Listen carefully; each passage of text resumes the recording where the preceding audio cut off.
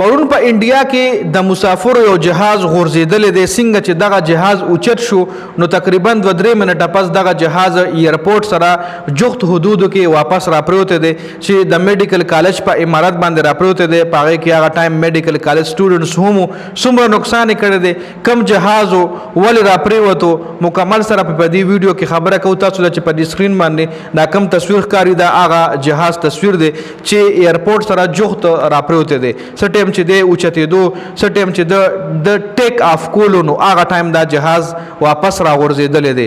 ولې راغورځېدلی په دې باندې خبره کوو، خو که تاسو دې تصویر کې وګورئ نو ښه صفا پته لګي چې د ټیک آف دوران جهاز واپس راغورځېدلی دی.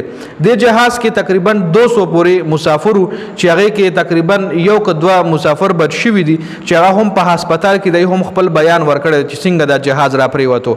په هغې باندې هم خبره کوو چې هغه مسافر چې کم په دې جهاز کې بچ شوی دی، کم سروایو شوی دی، نو په هغه باندې هم خبره کوو چې هغه کومه انټرویو ورکړې ده. خو هغې نه مخکې چې څومره هم د جهاز کرش شوي دي نو هغه یا خو د لینډینګ په وخت کې دغه شوي دي او یا چې څه ټایم دی ټیک آف کوي په دغه ټایم کې. څه ټایم چې جهاز الوزي دغه الوتو په لومړني 10 منټه 15 منټه چې کوم وي دا د جهاز دپاره خطرناک وي، او څه ټایم چې دی واپس راکوزېږي دغه ټایم د اخرني 15 منټ 10 منټ چې کوم وي هغه هم خطرناک وي. نو میکسیمم جهازونه چې کرش شوي دي هغه یا د لینډینګ په وخت کې کرش شوي دي او یا د ټیک آف په وخت کې کرش شوي دي. نو ټیک آف او لینډینګ دوران جهاز کرش کیږي، میکسیمم کیسز همدغه راغلي دي.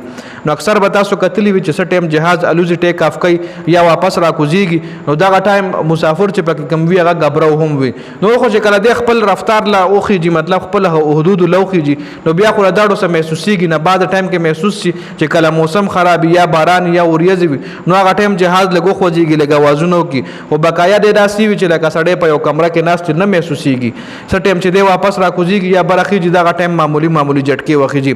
خو اوس په راشو په جهاز باندې به خبرو کو 200 پلس پورې مسافر په دې جهاز کې ناستو. دا د ایر انډیا چې کوم جهاز دی، د انډیا چې کومه د جهازونو څنګه چې پاکستان پی ای ای دی نو دغه رنګ د انډیا ایر انډیا جهازو چې دی راپریوتی دی. جي دې کې چې کوم مسافر ناست وای کې یو مسافر بچ شوی هم دی چې هغه هسپتال کې دا ویلی دی چې زه مونږ اړو پوه شوي نو بس صرف په درز باندې پوه شو، درز نه پس بیا اړو څوک پوه شوي نه دي.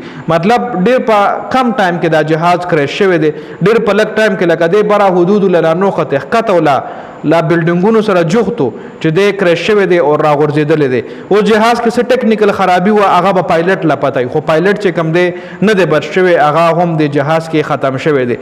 پایلټ لا به پته وه چې جهاز کې څه داسې ټیکنیکل ایشوز راغله چې جهاز مکمل کمپلیټ لا هوا لا خطې هم نو لا ښکته حدودو کې چې د میډیکل کالج عمارت سره ټکراو شو او دی تباه شو. جي نو د انډیا جهازو کې دی چې پکې مسافر هم او مسلمانانو مسافر هم، مطلب مې د مسلمانانو دی. نو چې کوم مسلمانانو پکې الله پاک ته هغه جهان خشته کړي، الله پاک ته ولا جنت الفردوس کې الله مقام ورکړي. چونکې پاکستان انډیا چې کوم دی نو انډیا کې مسلمانان ډېر په ګڼ تعداد کې دي، چې دومره مسلمانان په پاکستان کې نشته څومره چې په انډیا کې دي. جي نو دا اپډیټ شو د ایر انډیا جهاز حوالې سره. تاسو دې حوالې سره سره لرئ کمنټ لازمي وکړئ.